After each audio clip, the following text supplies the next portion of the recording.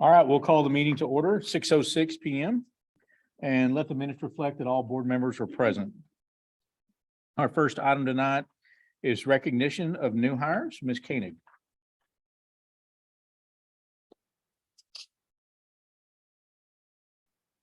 Good evening, everyone. And we are excited tonight. We are going to recognize some of our new hire teachers that are here with us tonight.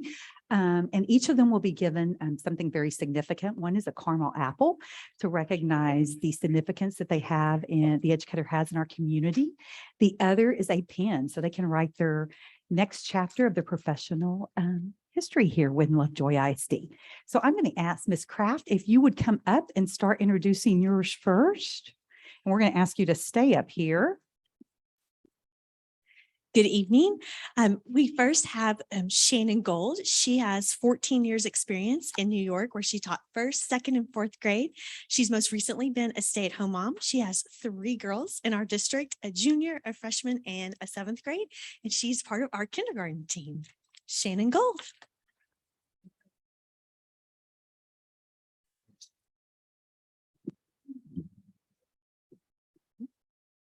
Next, we have Chastity Holman. She has 14 years experience in the elementary level. Most recently, she taught kindergarten at Lucas Christian Academy, and she's also one of our amazing kindergarten teachers.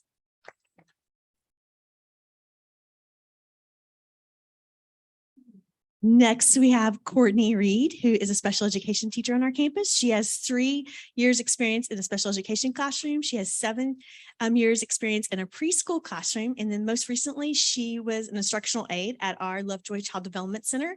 And she has a sophomore and a freshman at Lovejoy High School, and then a student at the University of Texas. So we have Miss Courtney Reed, special education.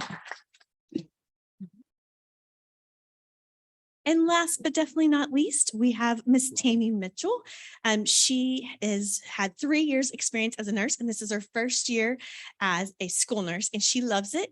And she has 3 girls, and her middle one is a kindergartner at Hart Elementary, Miss Riley. So Tammy Mitchell, our nurse. And then we had 2 teachers who are unable to be here tonight. We have Kathleen Shaggy, who is our SLPA, who comes to us from Quinlan ISD with 13 years of experience. And then, of course, last but not least, we have Morgan McCarty, who is our 4th grade GT ARLA and social studies teacher. She's actually got married this weekend, so that's why she's not here today. And she has 10 years experience in 3rd through 5th grade, but most recently, she's taught 4th grade in Euless ISD. That's all right.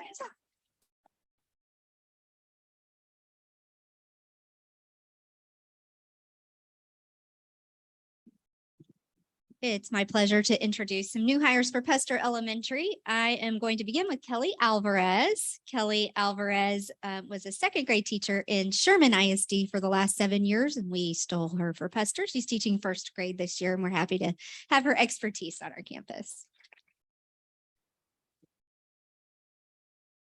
Allie Marie Castellano.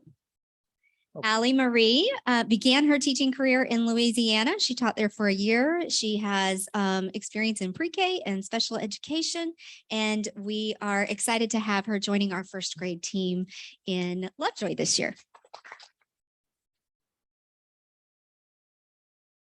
Grace Silva. Grace Silva is a Texas Tech grad and a new to teaching teacher. She also got married this summer and moved and started a new job and is doing all the things all at once. And we're so happy to have her.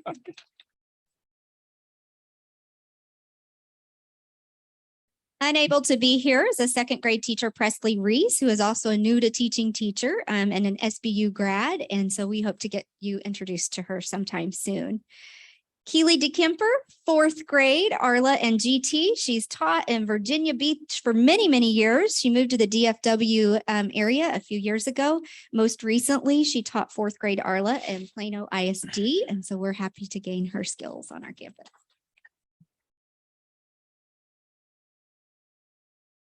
Lauren Cook is unable to be here tonight. Lauren Cook might be a familiar name to you. She has served as an instructional aide at Puster for the last couple years, and we were fortunate to be able to grab her as a special education teacher. So we hope we can reintroduce you to her soon.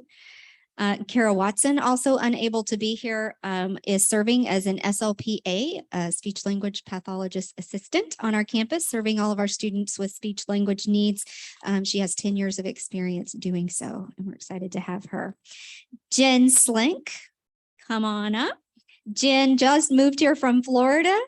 We finally got her up here after a tough move and trying to find a home. Jen has 16 years of level 1 trauma experience, lots of trauma experience. And then she transitioned to the school setting last year in Florida.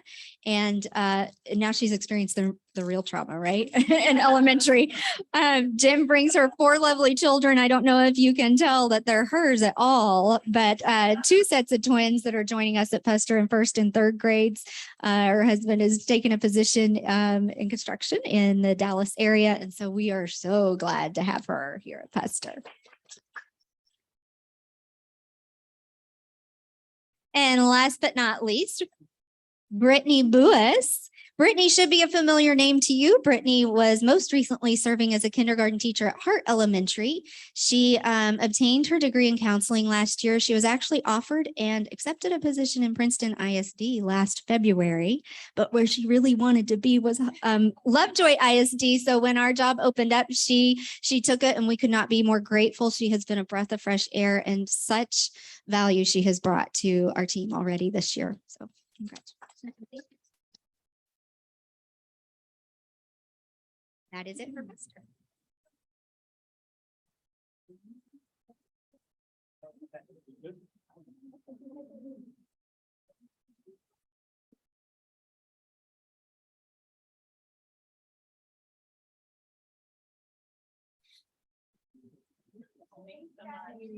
Thank you.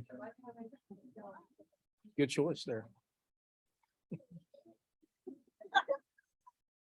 All right, this will be the highlight of the evening. Thank y'all.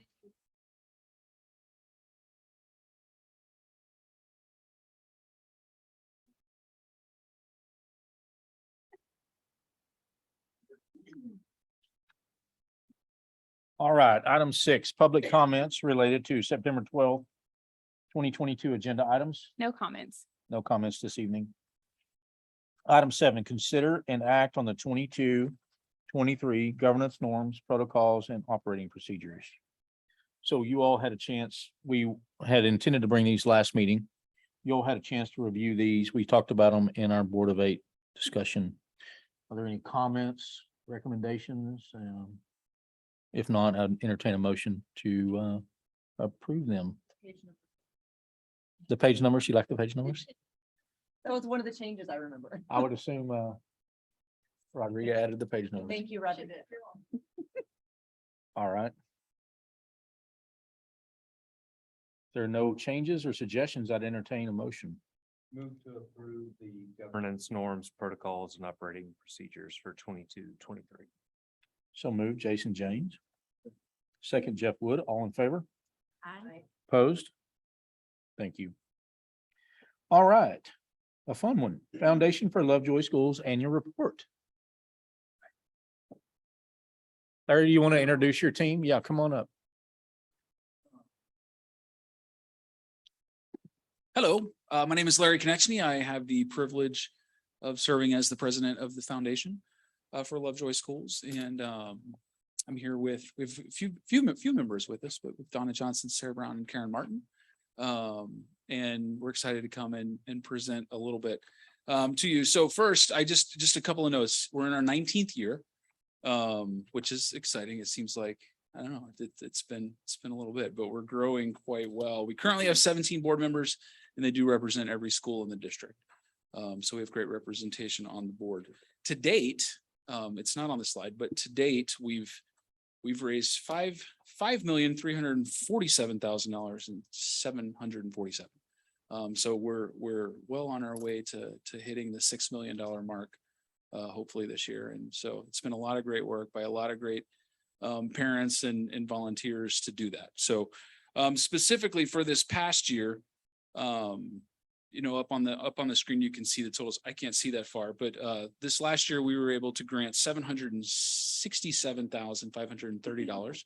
That is a record. Of that, 81,000 roughly went to security. The rest of it went to teacher grants. So we were able to take a pretty good chunk, and you'll see as we get into our annual appeal this year, there's two areas where someone can choose to give, either to the teacher grants or which we call enhancements, or to the security fund. So one other note on the money we raised, and this is something that I think is really exciting. We don't talk about it very much, but the amount of money we raise versus what it costs us to do it, we're about 86%. National average is around 75 to 76%. So we're running very lean.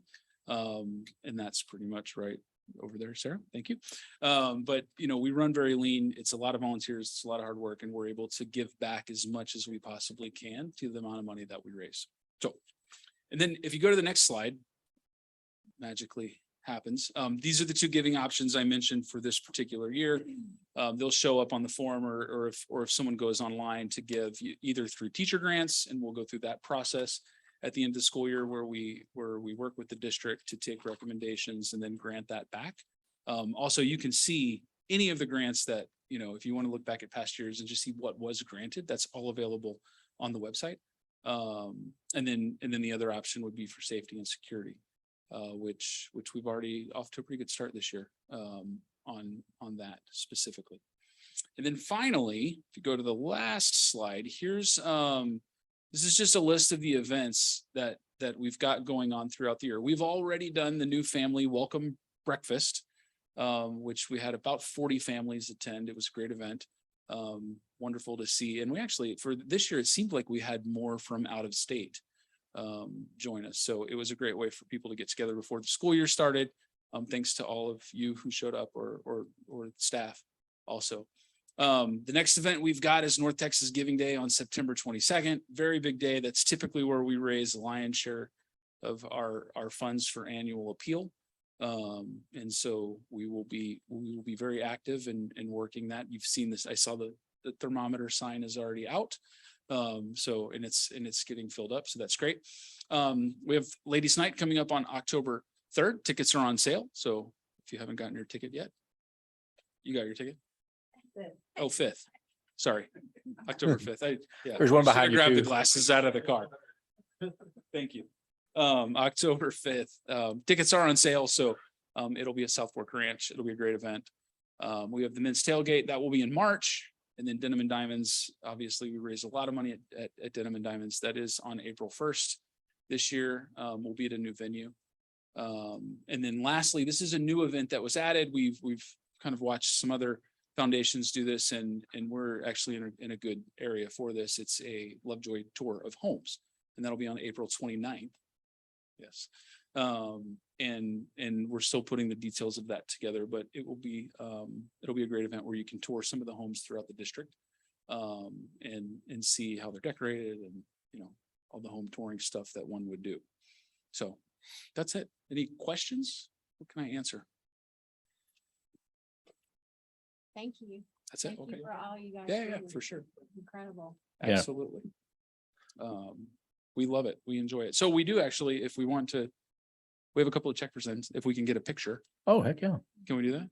Yeah, we'll give Absolutely. we'll give you some money for it. Yeah. Come on up, everybody.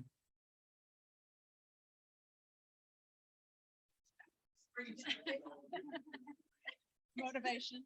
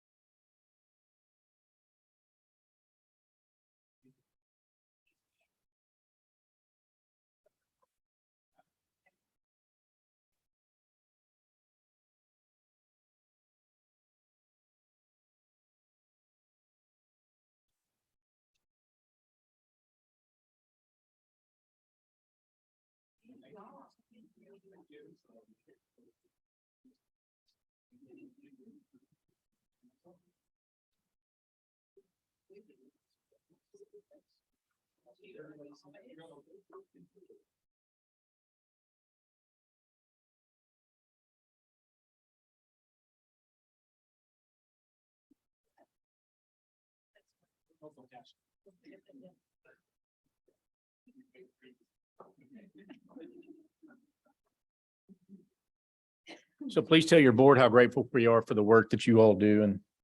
And certainly we have a great village here, and it certainly shows to the efforts of the foundation and how the community rallies around your efforts. So we're grateful. Thank you for coming and giving us the report tonight. It really helps us as well, and we appreciate it. Good job. All right. Item 9 is a discussion around the development of board priorities. So currently, you all have in your packet our existing board priorities, and I wanted to have some discussion around those and what those might look like going forward. And I had a few suggestions just to prompt the discussion, if you guys are good with that. So priority number 1, I think it still applies. It's consistent with the discussions that we had in strategic planning. I would like to add a label up top, possibly academics, since that's the focus of that goal. So it makes it more clear before you start reading it, what it actually is. Item 2, same thing. I'd like to add a label, culture, legacy of excellence, potentially. And then some proposed verbiage to align the priority with kind of our current effort to enhance and grow our culture is to add some language, something like this. Lovejoy IS team members will align their actions with our core values and prioritize relationships, learning, collaboration, results, and fun. Lovejoy ISD will provide exceptional learning opportunities for students to support their development towards the graduate profile. I know that Ms. Cordell, through her discussions and through her development within our district professionally, has focused on those things, and she assisted me with that language to help us make sure it was consistent with how we're functioning on a daily basis. So priority 3, continuous improvement in financial sustainability was the title I thought might be applicable. And a few comments to think about there. I think we need to broaden the scope of the discussion and potentially remove the word zero-based budgeting. We obviously went through that process. Not sure it would completely be fruitful to do it again immediately after we'd just done it, given the nature of how that was conducted. So I don't think they should be held to that potentially. And the other thing I wanted to see was that as we adopt budgets going forward, that we always have a 3 to 5 year look forward and not just a singular budget that we adopt at that time. I know in past times, we've adopted a budget year to year, which obviously is what we're legally required to do. But I think as we've called a TRE, we're trying to look forward. We're trying to not make another Lovejoy Elementary decision in 6 weeks' time, or another, let's charge bus fees and cut bus service in a 2-week period. We're going to look forward and plan proactively. And I think priority wise, we need to kind of tell the community that as well, make that transparent. Barrett, do you think somewhere in there some verbiage about proactive? Like, I don't know if that word is already in something you read. Yeah. All the words are wonderful, but that just stuck out to me because I'm with you. I don't want to have to do last minute knee jerk things because we didn't know. Yeah. So proactive would be a good word to add in there as well to help that. Transparent. So kind of how it's going to go tonight is Ms. Cordell is going to take notes as we talk, and then we're going to bring these back. This is our discussion portion. So feel free to speak up. Do we want to distinguish between, make sure we're covering both M&O and INS side in our financial sustainability? Especially since the capital committee is forming and is going to have some work to do along those lines in the year to come. So I agree with both those comments. I think just to think about our priorities, it's not drilled down to the actual action items. It's more of a 10,000 feet focus, and we want I think what we don't want to do is say a specific thing in here and not do that potentially. But don't disagree with any of the comments. I agree about maybe not specifying the capital committee necessarily, but I do think, and to Marvin's point, is kind of that holistic view of our financial position is inclusive of both funds. Right. And I would agree with that. Priority 4, the title was Parent and Community Partnership. And then some language additions. Lovejoy ISD will build strong community and connections and trust through effective communication with both internal and external stakeholders. And then we use the words legacy of excellence, which is something we obviously talk about and is a part of our culture. And then the words parent and community involvement and transparency will be prioritized as tools for continuous improvement. Aligns with the title, obviously.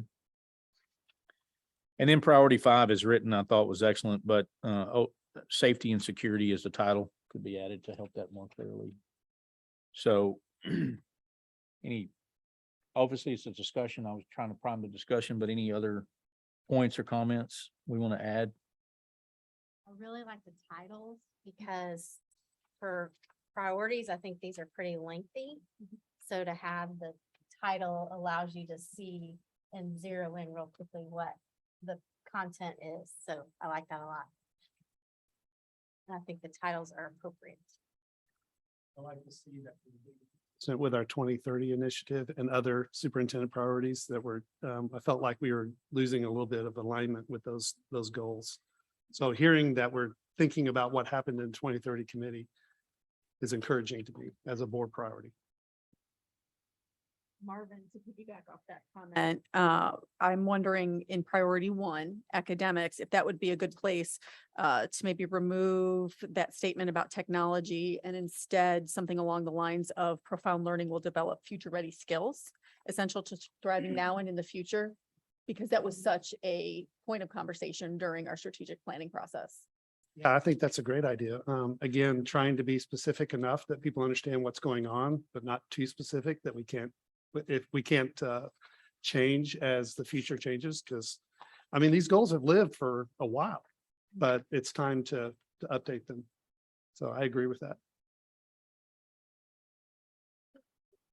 On deck for the 2030 committee actions, right? It wasn't that one of the takeaways from the strategic plan was to relook at the graduate profile And as well as the employee profile. and those, okay, because we do have some specificity in here around the individual points of the graduate profile. Probably be okay for this year, but if that changes, then we'd have to update it. Okay. We talked about our educator profile and our parent profile. Should we reference that in item 1? Somehow? Or should we allow that to be further developed through the strategic planning process? What I would like to see happen is us get a little bit further along with our graduate profile so that we're very solid with that before we dive into the next step. I think that's definitely coming. Okay. And something we need to be thinking about, but in order to maintain alignment, I think discussions have to happen for the student first. Okay.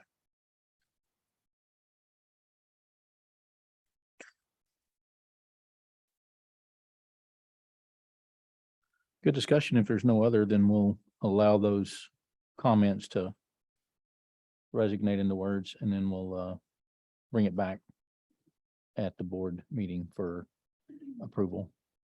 And what we'll do is compile the feedback that you all have given, and then I will send you a draft prior to the next regular board meeting. Thanks, Ms. Cordell. Thank you, board. All right. Item 10, board activity calendar for 22 and 23, Ms. Cordell. That's in your board book. You have a draft board activity calendar that we are proposing for action at our regular September board meeting. This is for your review, and if you would let us know if you have any feedback, this by no means is supposed to be an exhaustive, complete list of agenda items, but is intended to serve as the big rocks so that you all are able to know what's coming and know when we will be coming forward with information and request for your consideration and action. Any comments? You all had a chance to review that in your board book. Any comments, suggestions, or discussion points? That's, one would be, we do have budgets workshop in November. And I think we also do December, January, February, March. I don't know if that's worth calling out, just a thought. I think typically in November and December, we'd also see the financial audit. Again, not passionate about this point, just for consideration. And I then see the budget in November. I see one, but we typically budget. Oh, you're workshop. saying add it for every month? Yeah, we typically spend a good portion of those agendas on budget workshops, so. And then typically in November, December, we would see the financial audit, I think. Just an idea.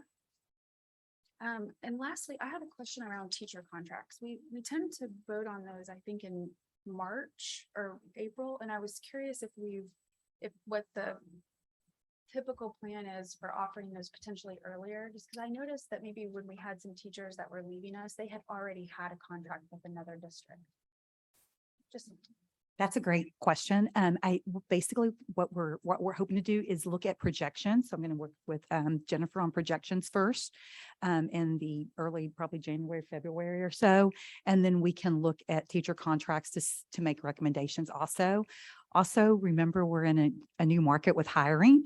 And so most districts are offering contracts earlier and looking at those. So that's why we have moved that up. So we usually what we'll do is we'll do kind of a first round. However, we do have employees that are in alt-cert programs or they haven't finished that first year to get their standard certificate. So we have to come back and do it again in April. And that's the reason, because they can't take a PPR till they have taught like so many days.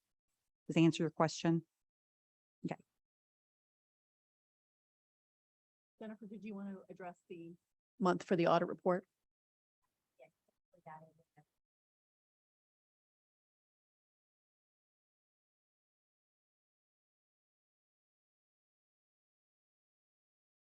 Do we want to add the words audit on the deal? I don't have a problem with that personally. As long as it's not boxing us in where we can't.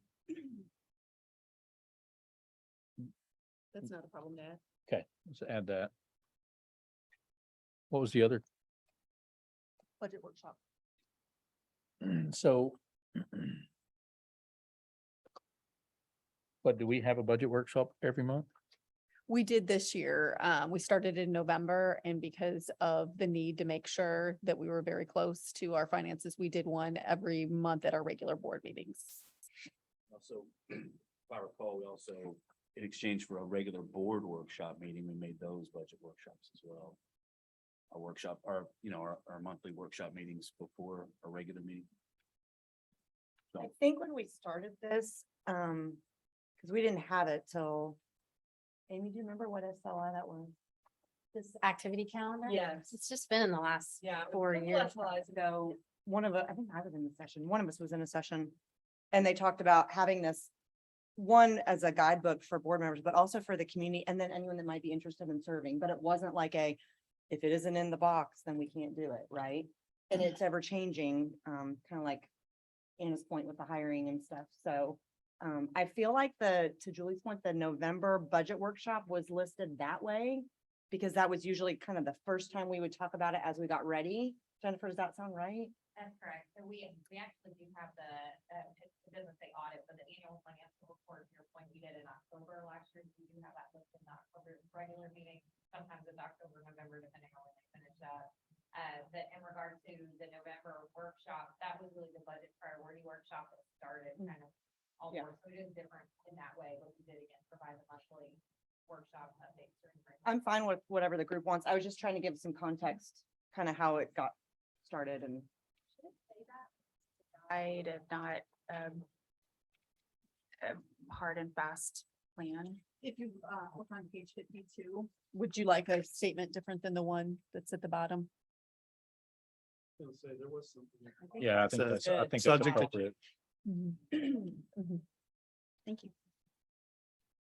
If you want to add budget workshop in those other areas, I'm fine with that personally. As long as if we don't feel the need to have them, I don't want to have them just to fulfill this. So that's fine.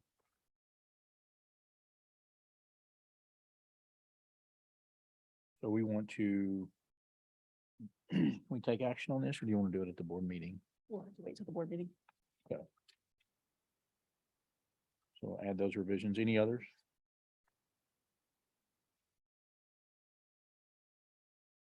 Okay. Thank you for that. Anything else in regards to that, Katie? Okay. Item 11 is titled Legislative Subcommittee. And what I would like to do is consider creating a subcommittee of the board to do a few things. And we can obviously add to this, but these are some thoughts that we had. One is to develop an agenda legislatively around Lovejoy ISD. And so I had 3 points in regards to that. Actionable is to, one, provide ongoing updates at least quarterly to the board. So this subcommittee would report to the board once a quarter at least, if not more if needed, about what's happening legislatively.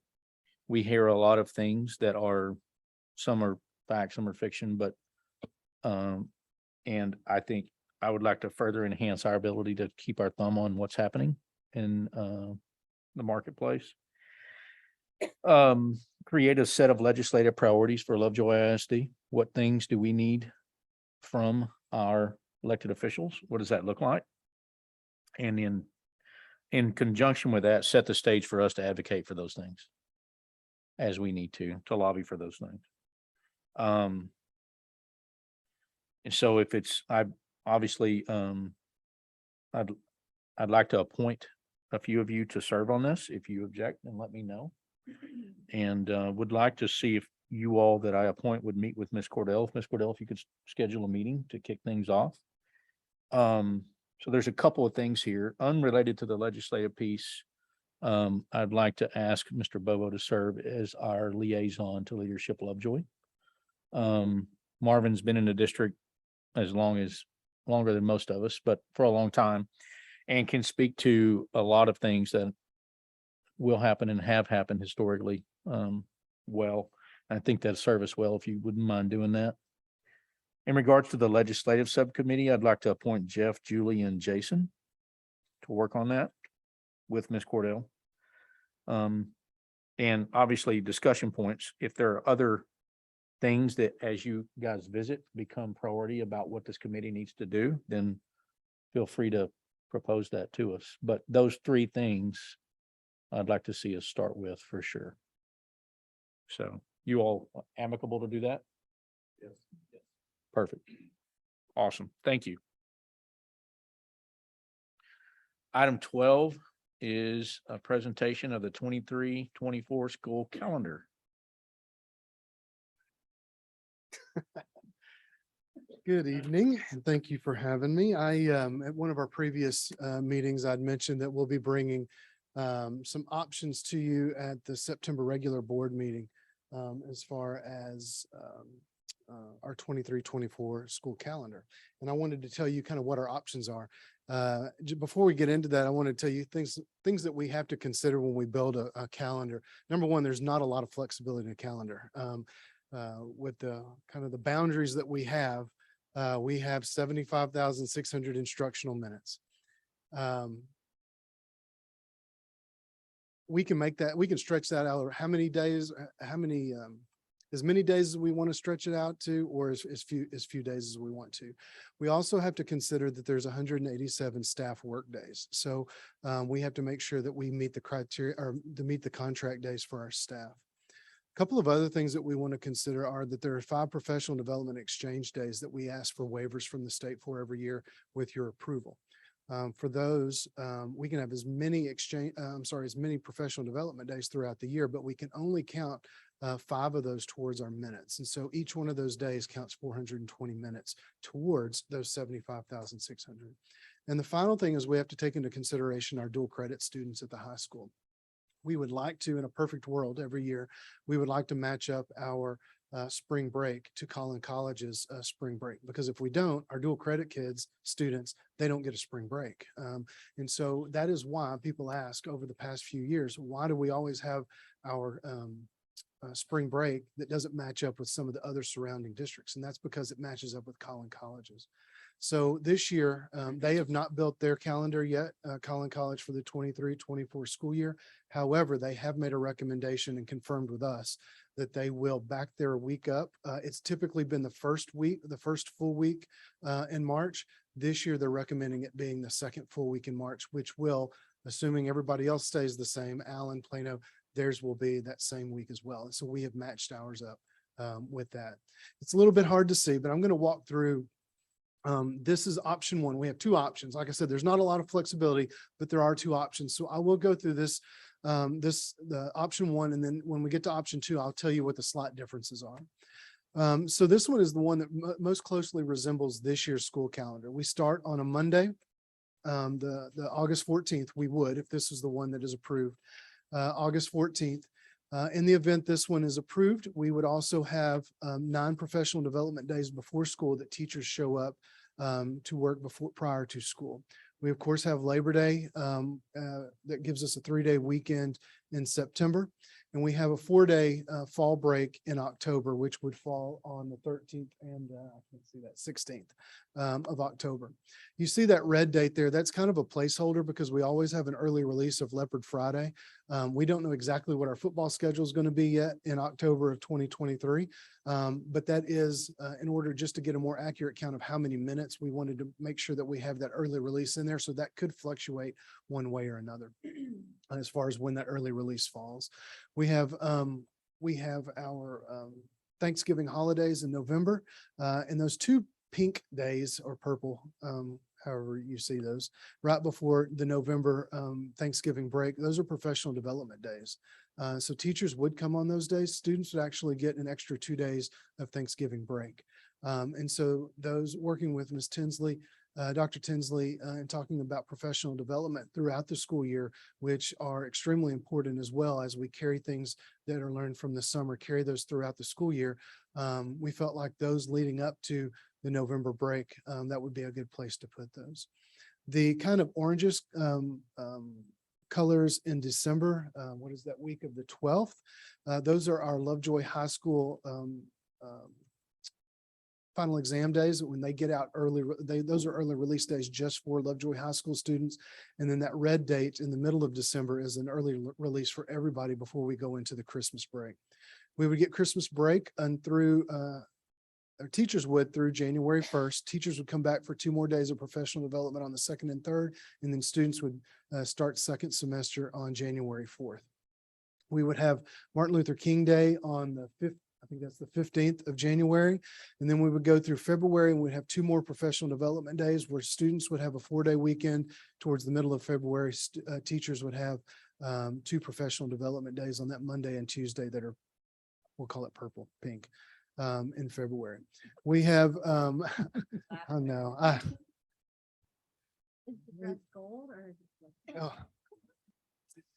We have our, like we said, we backed our spring break up 1 week, which typically been over the past few years, the first full week in March.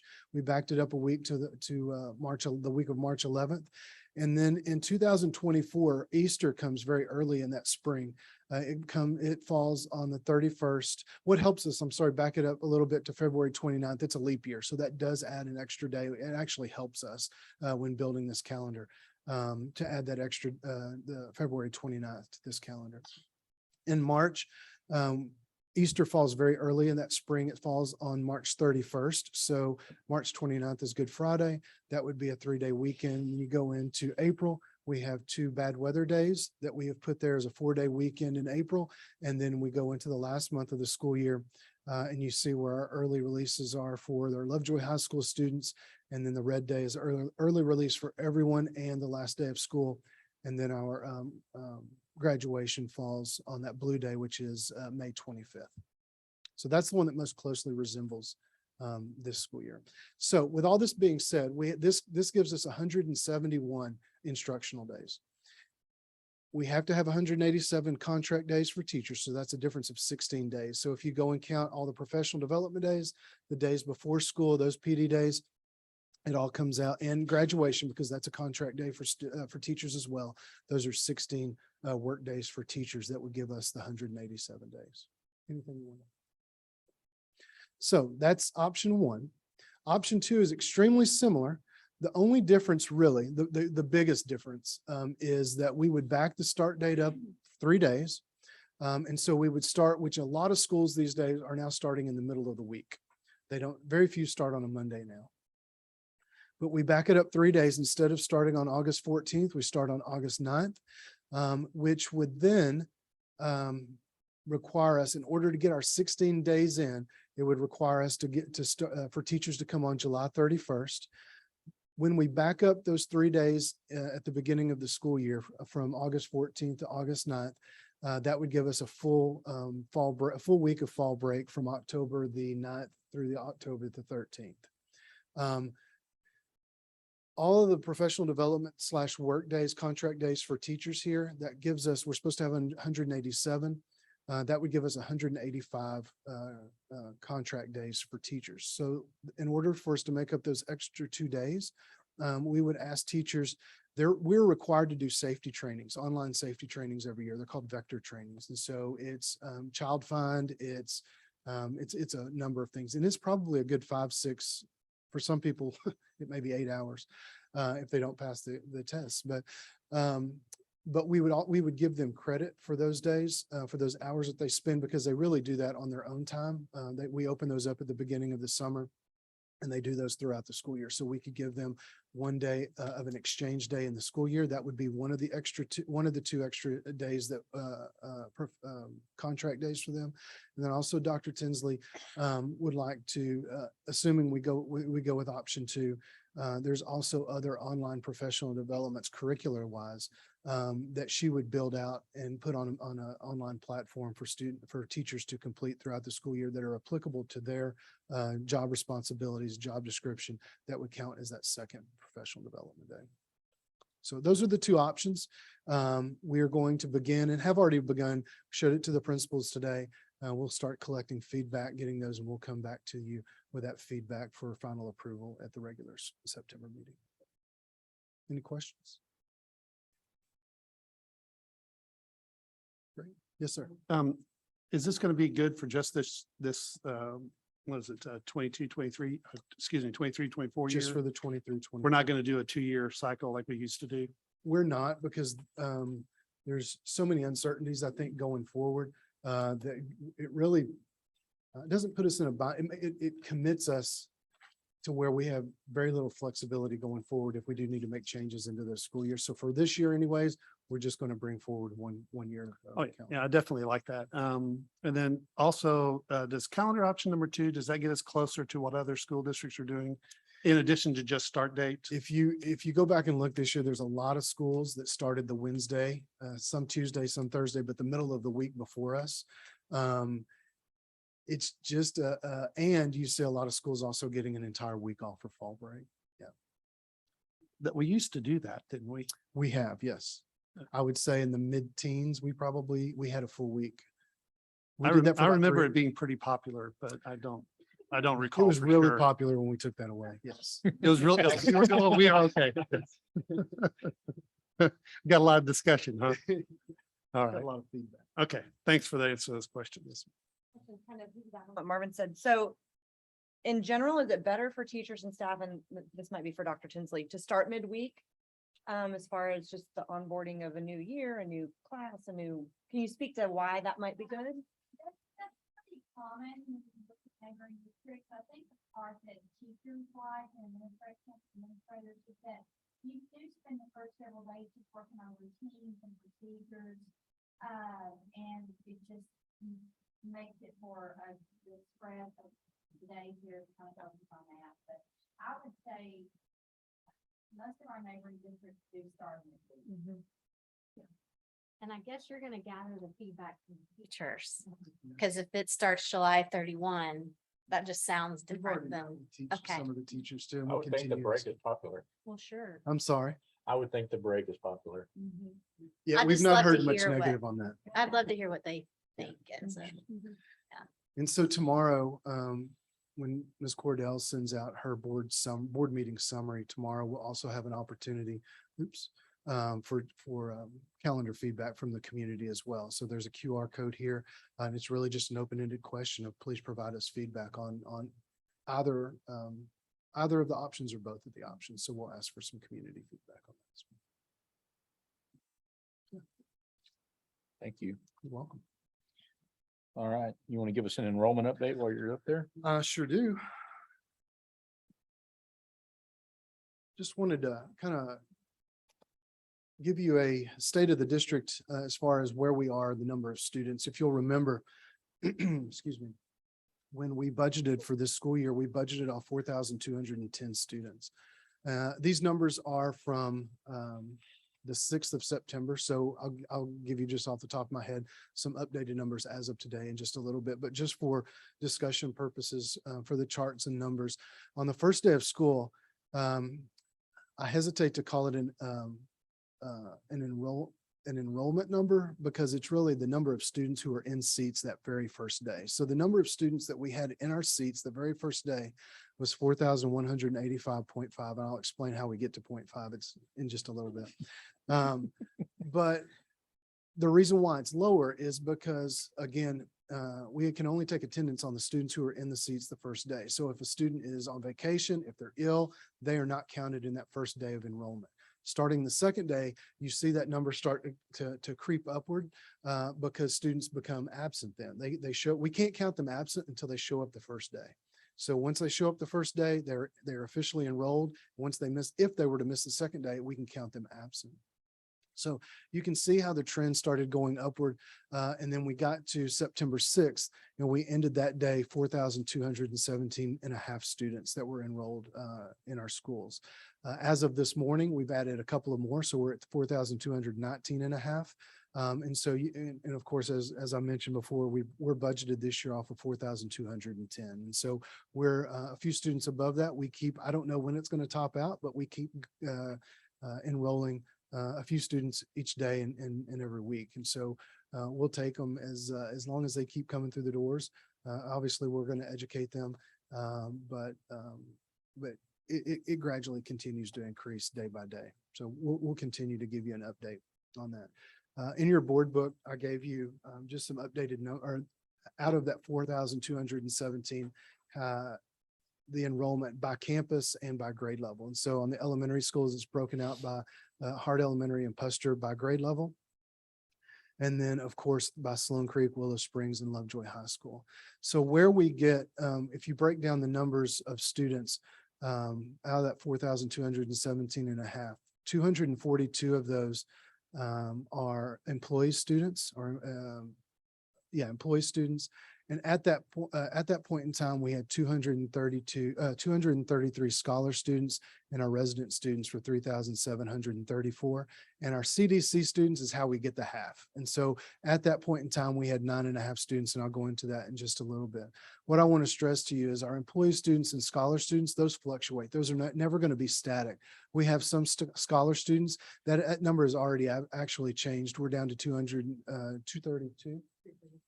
232. So that could be because they transferred out. It could be because that scholar student purchased a home. And now we've moved that number from a scholar student over to a resident student. So those are it won't change a lot throughout the year, but it could change from time to time. Same thing with employee students. We could have an employee resign for whatever reason, and they may have to move their student out as well. So those students, again, it won't change a lot, but it could move up and down from time to time. Finally, the CDC students, we have 70 students right now in our Child Development Center. So we don't have 9.5 students in our Child Development Center.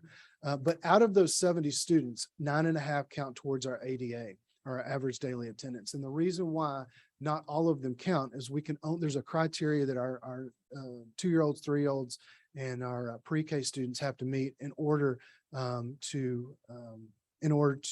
for us to receive average daily attendance. And each time one of those count, we only get a half day of attendance for them. So as you can see, we have 19 students who count towards ADA, and we get a 0.5 credit for them. And so how they qualify are any of those students who may be economically disadvantaged. They come from a military family.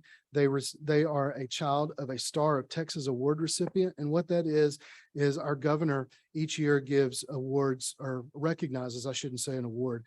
They recognize peace officers, firefighters, and first responders who demonstrate an act of heroism or sacrifice in their service. And so they can attend pre-K based on that criteria. It could also be a student who's from a homeless family, an ESL or English as a second language family, or who's from a foster care family. So any of those criteria, and all of those really, for us anyways, they fall under the pre-K. None of our two-year-olds or three-year-olds fall into those categories. It's all pre-K students. So 19 of those students give us 9.5 credits towards our ADA. So that's how we came up with the 4,217 and a half. Any questions? Great. Good news. It is Thank good you. news. Anytime you stay above the 4210, it's good news. All right, item 14 is student nutrition attendance incentive. Good evening. So as we began the school year, we made a lot of concerted efforts starting during the summer in regard to staffing for student nutrition. And so we wanted to provide an update for you, and Matt McCarty, our Director of Student Nutrition, is here. And our HR staff and Matt and his whole team did a really great job of trying to onboard as many people as we could and recruit. But we did want to provide some information for you in regard to where we are now. So now that we've gotten the school year underway, we are currently at a 29% vacancy rate, which is still essentially the highest that we have across the board. Our current employees are doing a great job. They're covering all the district needs. In addition to the changes in lunch schedules and things like that, they've been very flexible. And I will say our office staff have all been out on the campuses pretty much every day. So they're also supporting that effort.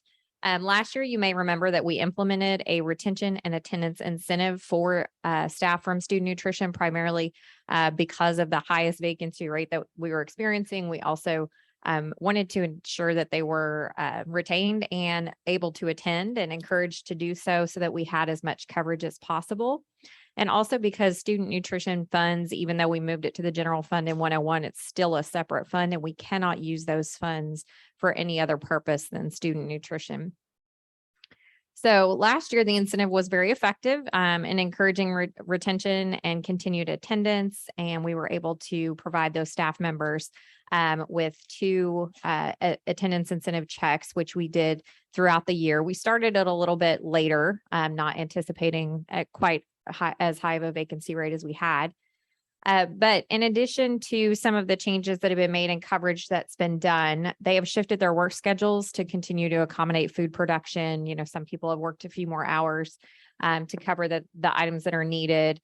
There's been a slight reduction sometimes in the daily menu entrees where we might have used to offer 4 or 5 different options, sometimes paring those down, making sure we can get everything produced. So you can see the changes listed at the bottom of this slide in terms of the number of lines we're able to service as well.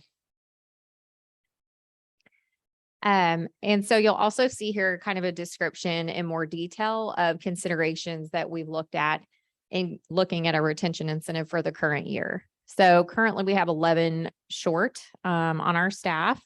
And so as you know, this is not unique to Lovejoy ISD. These staffing challenges are really pervasive in the market, especially in food service as a whole. We did lose a couple of employees to surrounding districts that are paying higher, but for the most part, we were able to retain some of them because of the attendance incentive last year. It'll continue to be a challenge, but we noticed that it really had an impact on our staff members who wanted to stay in the district and continue working with our team. And so 27 hourly employees will be eligible for the incentive, similar to last year, if we were to implement that this year. And so it is only for our hourly student nutrition staff. So the way we would like to structure or consider structuring that this year is in 3 payments. Last year, we started a little bit late, so we had 2. But doing a payout in December, March, and then May, we believe would continue to encourage them to return at critical times and throughout the year, all the way to the end of the school year. We did require 95% attendance across the board for staff members in order to achieve that incentive. So that was also a benefit to the district of ensuring their actual attendance took place. New staff members would not receive the full incentive. They would be prorated depending on their time of hire. We did exclude COVID-related absences from the attendance calculation just to ensure that we don't have sick staff showing up. So this probably looks similar to last year, but looking at the cost, potential cost and payout of a retention incentive, really can kind of see that we are more than capable of paying for this incentive payout as proposed, even if all of our eligible staff achieved all of the potential payouts would still be less than the cost of the savings we're receiving from the lower fill rate of those positions. So this does not mean that we're going to stop trying to find people. If I hesitate in a drive-through anywhere around town, that's probably what we're doing. But we'll continue to try to fill those vacancies. And we didn't have any issue last year as we continued to try to do that work, but also were able to provide the incentive ensuring our staff did stay on. And we'll continue to monitor that. We wanted to kind of give you an idea of where we were so far this year. And what we would be bringing forward for consideration at the regular board meeting on the 26th. I'm pointing the wrong way, maybe. Jack, I broke it. Surrounding districts at all? Is that anything that you, I mean, just anecdotally? That's a great question. I know that various districts surrounding us are suffering in several areas.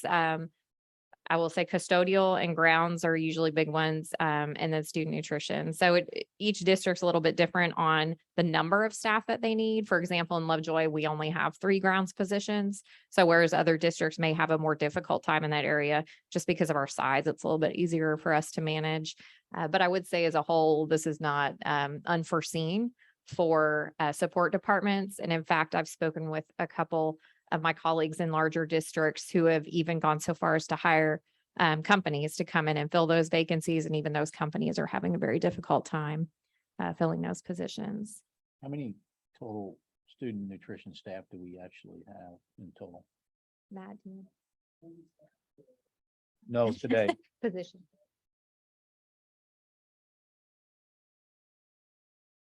So the 27 covers a significant percentage of those folks.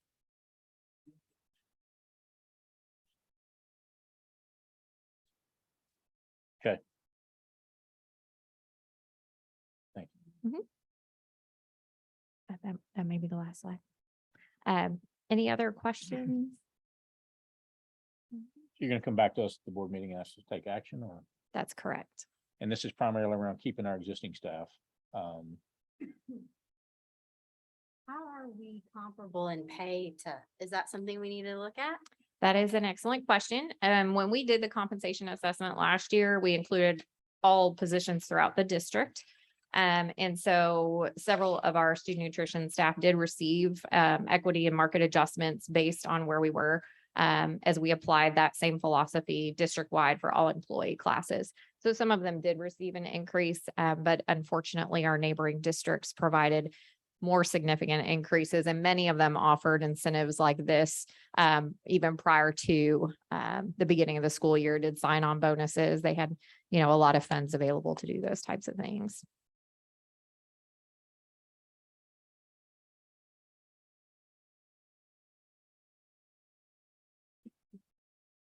Thank you. Any other questions? We appreciate the staff that we have and want to take care of them. So thank you. Thank you. Item 15, Dr. Duplessis and Ms. Cordell. VATRE community presentation. So this evening, we wanted to share some information with all of you. We have had to date 3 community presentations. We did one in the evening, one at lunch hour, and one in the morning to try to reach as many folks in the community as possible in regard to any information they would want to receive. We provide to them on the VATRE and allow them to ask questions. So we wanted to kind of go over some of this information with you. We'll also have additional presentations coming up in the future. But we start by sharing, and Katie does a much better job of this than I will. But Ms. Cordell shares information with the community about the district as a whole. Some of our community members don't have students in the district anymore. They may not be familiar with how many students we serve or what kind of things that we offer. So sharing this information with them on the number of students we have, the number of employees we have, the first graduating class in 2010, those kind of things are helpful information for everybody to understand. And again, reinforcing our mission and core values. And lots of accolades. So we're able to share some of the many wonderful things that have occurred within the district, including the A rating and being the top ranked traditional school district in Texas, along with a lot of the accomplishments, not only academically, but in the fine arts and athletics, lots of really great things. So being able to share that with folks who may not be as intimately familiar, I think is great for them to know what's going on in their community. We also share some basics on school funding. We know that a lot of folks have spent a lot of time listening to presentations, while some other may not be as familiar. So providing a primer on school funding is an important piece of beginning that conversation. So we start with the school funding buckets. And so on the left, explaining that the school district funds come from M&O, maintenance and operations funds, for our general operating, such as salaries and supplies and things of that nature. And then INS, the interest and sinking or debt service fund, is separate, and that's used primarily for facilities, construction, that type of thing. So this VATRE issue, of course, is focusing on the M&O general fund side. We're not building anything. We're not looking at doing anything on that INS side. So making sure people understand the different components of our revenue buckets. And then also our school funding sources. So most people may assume that we get a lot more funding from state or federal sources when we really don't. Most school districts in Texas are primarily reliant on local property tax revenue. So we get 85. My eyes are getting tired. The large majority of our revenue sources are from local property value or local property tax collections. We get about 12% of our revenue from the state and 1% from federal, because again, a lot of the federal fund is dependent on the number of economically disadvantaged students in the district. And since we don't have a great deal, we're not eligible for a lot of the federal funding. And then about 2% of our revenue is recaptured, meaning that the state has applied their calculations based on the number of students that we have and the amount of funding we would be eligible for per student, and then takes back some of that money. So while some of our neighboring districts have much higher percentage rates of recapture, we have a 2% rate, and that percent wouldn't change substantially based on whether a VATRE were to pass or not.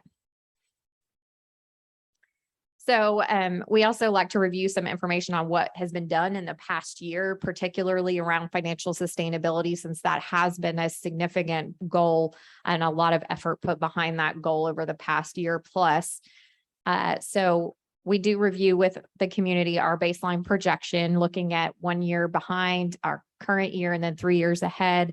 Of course, this was provided a couple of months ago, but no significant changes to date. So looking at our 6-year baseline projection without a VATRE would result in fiscal year 26 in 3 years. We would be at a deficit of over $2.1 million. And our fund balance at that point would be depleted down to 65 days of operating expense. And we'll kind of explain what that means momentarily. So this would be the same projection using the same assumptions with the addition of a VATRE. So you can see in this projection, if we look at fiscal year 26, 3 years out, we're at 80 days of fund balance. And we know from last year that we started the year with 74 days of fund balance and we were able to operate. So we know that that puts us in the healthy range, perhaps not ideal, but we're still able to do the things that we need to do. The deficit in fiscal year 26 at that point would be about 1.6 million. So that gives us some time to implement other items as well. So in regard to kind of the roadmap of how we arrived at where we are today, a lot of work done last year that if people came to every board meeting, kind of they know the things that have been done, things we've talked about, but not everybody in the community is aware. So we talk about the program reviews that we did, the staffing efficiency study, which was done by an outside party by TASB, and then was continually analyzed by the district to identify our efficiency opportunities. The zero-based budgeting that was mentioned earlier, every department, every campus budget leader was required to go through zero-based budgeting, identifying the things we needed to make sure that we were able to do what we wanted to do with students, but that also we weren't over budgeting, that we were able to put some efficiencies in place. We also did a demographic study, which helped with those projections that Mr. Parker went over earlier in terms of budgeting appropriately, making sure we have an idea of what our enrollment would be. A capacity assessment. We looked at our facilities. We had an architecture firm come in and assess the space available. So we ensured that also we were considering how much space we would have to put those students. And then the board identified priorities looking at the budget year, going into 22-23 planning last November, and set those priorities as consideration for fund balance, restoring that to a healthy level, compensation, knowing that that was going to be continuing to be important to maintain our legacy of excellence, focusing on attendance and enrollment as well, since those are the major drivers of our revenue. And last but not least, by far, the Stakeholder-Based Financial Sustainability Committee. So we'll detail a little bit more about that here. So we had 40 stakeholders over 6 months of meetings. And I calculated here, I think at our last meeting, that was about 450 hours of time invested by our community in building financial sustainability, analyzing where we were, what we could implement, and came down to 4 budget priorities or buckets that they kind of input all their ideas into. The many Post-it notes, one for every idea or question or thought that a committee member had. Everything was put out there, and then it was just as much work to get all of it out as it was to compile it and put it into kind of some priorities and some subcommittee work around what our priorities would be going forward. And those 4 areas identified were revenue generation, efficiency measures, program analysis, and legacy of excellence. So you can see some of the work that was done there, a lot of walking around and looking at Post-it notes. And each group, after one group would do their work, every group had the opportunity to kind of go around and build upon or ask questions of each group's work. So we already started implementing some of the ideas that came out of that committee and developing the 22-23 budget, in addition to looking forward. So the major decreases in expenditures we had in developing the budget for this year were the staffing efficiencies that we implemented. So we cut about $1.3 million in the budget in relation to staffing. And we were able to accomplish that without a reduction in force, and by really being thoughtful about the staffing models we were using, and if vacancies occurred, what our opportunities were to develop more efficient staffing models. Over $600,000 of that $1.3 million in savings came out of the red building and not out of campuses. So that also helped us continue with that legacy of excellence. The zero-based budgeting mentioned resulted in the $300,000 reduction, and other cost savings projects. We did a lot of things. We talked throughout the year about property value study audits and power factor correction, and just really looking at how we do overtime, how we do graduation, making sure that we didn't leave any rock unturned if there was a savings opportunity that was advisable. So in terms of the increases in revenue, one of the largest ones was grants awarded. We really took a different approach to how we view those and went after things that we knew that we could achieve and implement pretty easily. One of them was a child care relief funding. So our Lovejoy Child Development Center benefited us far more than we had originally estimated in terms of being able to get that grant funding. We did some work, CNC did some work around dyslexia. There's been a lot of things out there, the school health grant. They are one time, but we still knew that there would be a benefit from going after that funding. The second largest increase in revenue was reformulating the Lovejoy Scholar Program. We did remove the tuition fee last year in an effort to increase enrollment, which was effective. But what we found as we looked at our financial models was that if we did reinstate a level of tuition, we would likely receive more revenue. So that was implemented and resulted in more than $1 million in increase for this year. And then last but not least was the consideration for recommending a VATRE and the potential to increase revenue by about $640,000 by doing that. So the Financial Sustainability Committee, again, looked at each one of those 4 buckets and created strategic targets around each of those 4, and then strategies under each of those strategic targets. So what you see on the right is the revenue generation subcommittee's model. So their strategic target was to focus on generating revenue increases in order to have financial sustainability. And you'll see they listed 3 strategies under there. The first one was the consideration of a VATRE. The other items that you see listed there and the other items in the other 3 categories are all folded into our Lovejoy 2030 strategic plan. So we are moving forward with all of that work and all of that consideration. But this was one of the major items that the committee recommended in May to the board for consideration for next year. And in August, the board adopted the tax rate with the 3.17 additional pennies that are available to us through the VATRE. And so that will be what goes before the voters in November. So what does that mean on November 8th? The VATRE options and what it would affect on the tax rate side, you'll see on the left our historical tax rates over the past several years. The red bar is your M&O, the gray bar is your INS. If you look at that, it's kind of continually decreasing. That rate has continually decreased for the past 20 years. Regardless of whether the VATRE were to pass or not, our actual LISD tax rate would be lower than it's been in the past 20 years. Our rate last year was $1.5050. Voting for a VATRE would enact a tax rate of $1.4746, and a vote against the VATRE would enact a tax rate of $1.4429. So you can see the differences there essentially on the rate side, and the difference would be in the revenue that we would receive as a result. So these are our 2 major financial priorities. We continually talk about the need to provide employee compensation, particularly in the very difficult environment it is to attract and retain teachers, as well as restoring the fund balance for financial sustainability. So we wanted to provide you with some data to kind of understand what those priorities are about. In terms of employee compensation, we did a full compensation assessment last year and shared that information during the budget process. But as you know, it was a bit of a cutthroat environment trying to find staff members over the summer, and many districts changed their compensation. And so this is up-to-date 22-23 information for Lovejoy ISD in the yellow, surrounded by our district peers. These are at each 5-year increment of a teacher's experience level. So you'll see that while we used to be at the top of that ranking, we are now definitely towards the bottom.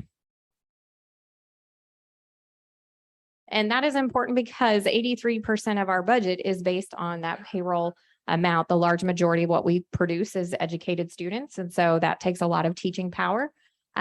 So you can see that that is the large majority of what we spend our funding on. And then on the right, you'll see the breakdown of the different categories within payroll. You'll see that the large majority of staffing cost is related to instruction, student support, campus activities, and so forth. So you can really see the where it's going from there. What does it cost to provide an employee compensation increase? You'll see across from left to right, 1 to 5%. And the correlating cost that would be to the district. So essentially a 2% raise across the board is $644,000. A 4% pay increase is almost $1.3 million. The other priority that we talked about was fund balance. So generally speaking, GFOA would recommend that we have about 3 months or 90 days of fund balance, and then adjust that target depending on our cash flow. Our cash flow, because it's highly reliant on tax collections, we have to float at the beginning of the year for a certain number of months before we really start to see those collections come in. So because of that, our recommendation would be about 120 days. And if you looked at our projections earlier, you saw that our fund balance in 26 without a VATRE would be at 65 days, which at that point would be a payroll hardship, and we would likely be having to take measures to achieve a loan of some sort to make our our payments in December. With the VA it would be at 80 days. And as I said before, we've weathered that storm before, so we know we'd be able to continue our operation in that environment. And you can see from the projection on the upper right, the various number of days of fund balance we would have projected with or without the VA for the next 3 years. So this is a kind of a good graph to help understand what the cash flow does from month to month in Lovejoy. So you can see it starts in July and then goes down to November and December before we start to see those local tax collections come in. So we get down to about 29 days of cash on hand, which is a very short amount of time to remain solvent. So what are our potential VA outcomes? Again, the priorities we're focusing on are employee compensation and restoring the fund balance. And so consideration for the VA would result in the $640,000 estimated increase in revenue. And against, of course, would not. And then we would need to go back to our projections and look at other measures that we would need to consider. What does that mean for the property owners? There are a lot of things that influence our tax bill. So the items on the left are decreasers and the items on the right are increasers. So our tax rate compression continues to benefit the taxpayers for our homes. The homestead exemption also increased, that passed by vote in May. And so that exemption increased from $25,000 to $40,000, decreasing your taxable value. And other qualifying exemptions may be items that reduce your tax bill. The main, most significant impact to the increase side of your tax bill would be the increase in taxable property value. So typically that's capped at 10% if you're remaining in the same homestead you had in the prior year. But even 10% is a significant increase in your property values. So you also could have an increase if you did any major renovations or additions to your property. And again, the VA would increase your tax bill relative to what it would be if it did not pass. But you can see the impact in the upper right corner. Our average taxable property value in the district is $675,420. So the passing of a VA for that average taxable home value would be $201 on an annual basis. For $1 million home, that would be $304 on an annual basis. So to kind of look at the different impacts of these moving pieces of the tax bill, the first example gives you the 2022 tax bill for that average size home we discussed, and that total annual bill would be about $9,370. The increase to the homestead exemption would save that taxpayer $221. The VA would cost $201, which would net an annual impact just between those two factors of decreasing the tax bill by $20. For $1 million home, the tax bill is about $14,156. The homesteading exemption has the same impact at reducing that by $221. The VA would have an increase of $304 in terms of impact for an offset of an increase of $83 on an annual basis. And just to give kind of some relative impact on that average home price, the increase in property values this year costs about $800 in comparison with these other two impacts that we're talking about. However, if you are over 65, if you have filed your proper exemptions and you have a homestead, your tax rate would not be impacted by that increase. And so we have some election information that we provided here as well as on the website. You'll see the dates for early voting. You'll see the ballot language, which is always nice to know before you walk up to the booth, for or against the $1.4746 tax rate. The election day early voting information is provided there. And so you can also look at lovejoyisdvatre.net for more information. As I mentioned, we'll be doing a couple more community presentations in the coming weeks. We also have a link on that site where you can request a presentation if you have a civic or community group. Any questions? Presentation is very well put together. Good job with that. Thank you. I do have to give a shout out to Ms. Steiner because obviously the slides look a lot better than some of them that you've seen earlier this year. She did a great job of making it kind of all come together. So So the presentations that we've recently done, what kind of questions are we getting? Can we ask that? yeah, so we've had, it's been nice because we've had people coming in and asking questions in kind of a more intimate group setting. We've had questions about what's the impact, how much revenue will we get? Where are we going to spend that? What are our priorities? How much, can we go for more? I'm trying to think of any of the other questions that might have been asked. There's been questions about some of the programs that we've had, the staffing efficiency. What does the budgeting look like? How do we make the determinations that we made on things like the Lovejoy Scholar Program?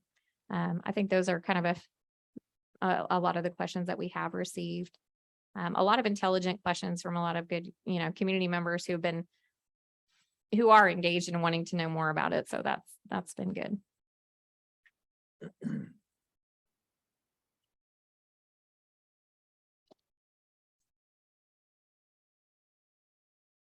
Any other questions, comments? Katie, anything to add? I know you've been. I just appreciate all of our community members who have come out and taken their personal time to really invest in knowing more.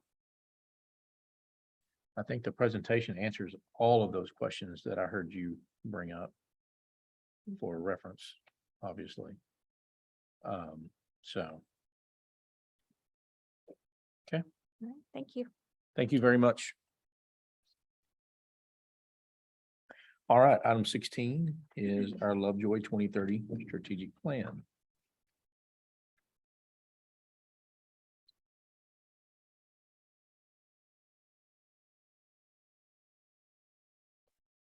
Good evening. I'm excited to be here talking about our Lovejoy 2030 strategic plan and where we're headed in year one. So you'll notice we've got some things that are highlighted in green. That means we are expending time, energy, and resources on these things most immediately. If it's not highlighted in green, it doesn't mean that there aren't things happening in alignment with that. It just means it is not a top priority that we're being strategic about and that we're monitoring and supporting that accountability for progress. We are excited that in teaching and learning in strategy 1.1.1, we are implementing professional learning communities systematically. Our theme and major focus for learning in Lovejoy was professional learning communities. And we're excited about doing more of that in November. And then under strategy 1.3.1, systemic implementation of essential standards and common formative assessments, which is part of that PLC implementation. We have to measure our students' progress in order to adjust what we're doing to best serve them and support them in learning at high levels. We are also implementing writing as a tool for learning in all content areas. We know that when our students write, there is a high level of cognitive function that goes on. And so that's of utmost importance in terms of their learning and their ability to communicate later on in life. Also, it's important to know that the state assessment is shifting. The STAR test is shifting to have a lot more writing across the different content areas than it ever has in the past. We are also strategy 1.3.3 studying the current state of our retest and late work guidelines, identifying our ideal state, and then we'll develop a plan to achieve that ideal state. As we approach the beginning of the school year, there already were some initial discussions that were happening among campus administration, district administration, but we look forward to that having that conversation with a wider group of stakeholders. Then in graduate profile, if we move to strategy 2 points, I'm not keeping up, am I? 2.2.1, having a pre-K-12 emphasis on the Lovejoy ISD graduate profile, which we talked about earlier. And then strategy 2.2.3, create branding and increase community-wide communication regarding our profiles. We also want to make sure that we're aligning those with our future ready skills. So that will be part of the conversation as well. And then strategy 2.3.1, studying and making recommendations regarding the senior project. Strategy 2.3.2, enhancing college and career counseling for our students and our parents. Strategy 2.3.3, creating a more effective high school course selection process, that academic advisement. And then if we move to legacy of excellence, under strategy 3.1.1, we are focused on establishing partnerships with business, industry, community, or educational organizations to enhance our students' learning experiences. Strategy 3.1.2 is creating a district volunteer portal to match areas of need with community and parent expertise. Strategy 3.2.2, providing students the opportunity to provide service and or mentorship to younger students in our district, their schools, and our community. Strategy 3.2.3, we are looking at establishing best practice protocols for student expectations, discipline, and behavior that are uniform across our campuses. Moving to strategy 3.3.2, celebrate the success of the Lovejoy ISD alumni. Our alumni are doing some pretty amazing things. We want to make sure we celebrate and lift up those examples. In operations, strategy 4.1.1, establishing a formal cycle of technology review and replacement. That'll be an important part of our capital improvement planning. Strategy 4.1.2, provide professional development targeted at the use of technology. Strategy 4.1.4, pursue potential revenue and or cost savings opportunities. Strategy 4.1.5, determine appropriate safeguards and promote digital citizenship to protect students from harmful content and prevent overuse. Strategy 4.1.6, create processes for approval, support, and streamlining of software. Strategy 4.2.2, tour and benchmark against out-of-district high schools and universities and industry partners, future-ready collaboration spaces, and apply to other campuses. Again, this will be part of our capital improvement committee work. Strategy 4.2.3, implementation of an operations capital improvement committee. Moving to future ready, strategy 5.1.1, cultivate college and career awareness, pre-K-12. Strategy 5.1.3 is establishing partnerships with business, industry, and educational institutions. Strategy 5.2.1, identifying and developing future ready skills. We've identified a lot of those skills as a part of the Lovejoy 2030 strategic planning process. Our next step in that area is to develop those skill descriptors. And then moving to talent acquisition, retention, and support. Strategy 6.1.1, creating feedback loops between staff and HR to engage in collaboration for our continuous improvement. Strategy 6.1.2, establishing best practices and partnerships with universities and alternative certification programs to recruit and retain talent. And 6.1.3, redesign teachers superintendent's connection council to have an increased focus on teacher recruitment, retention, and support. Strategy 6.2.2, explore alternative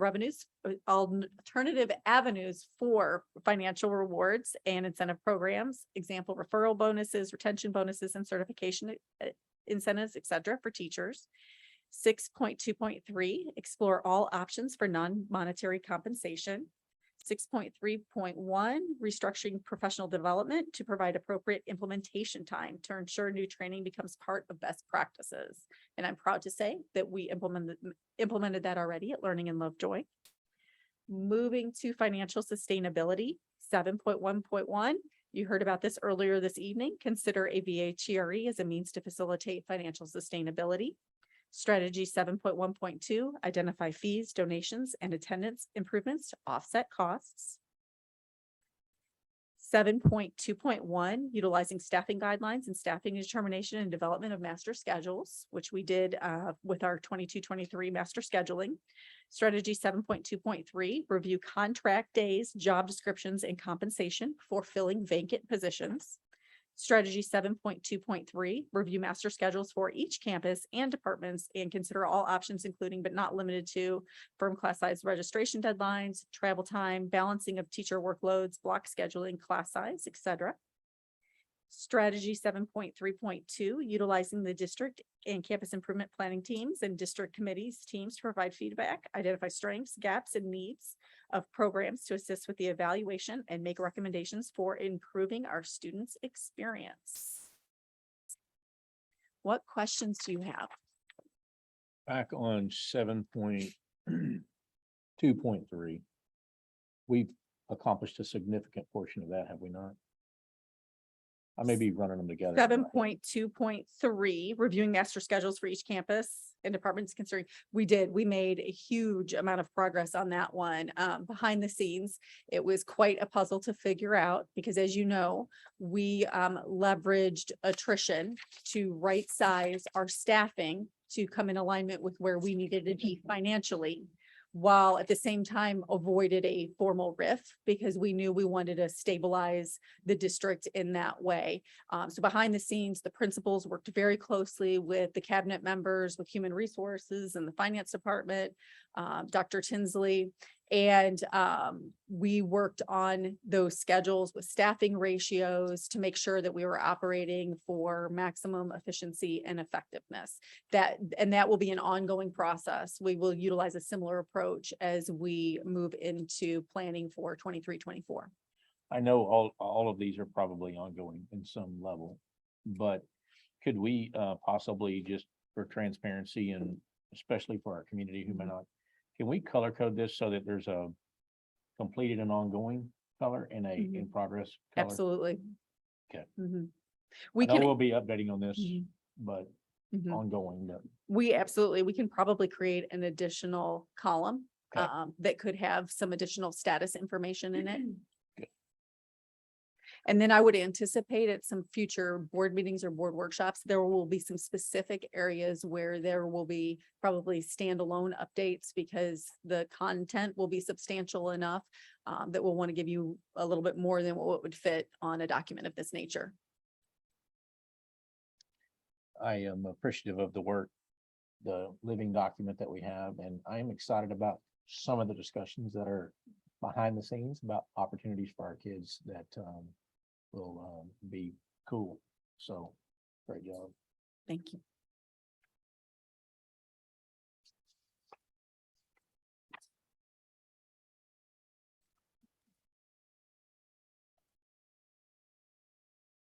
Announcements tonight, only just a couple of quick comments. Already thanked the foundation for their presentation. I did have a chance to get an update from Larry about annual appeal, and he said that about 5% of our community had given, total of about $95,000.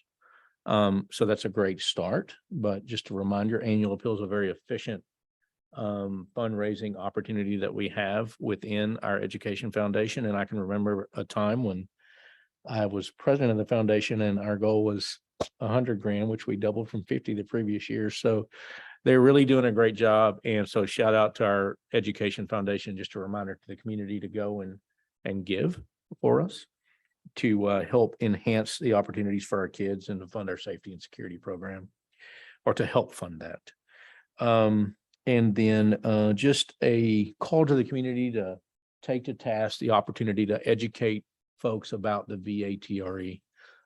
It's certainly important that we share the facts so people can make an educated decision.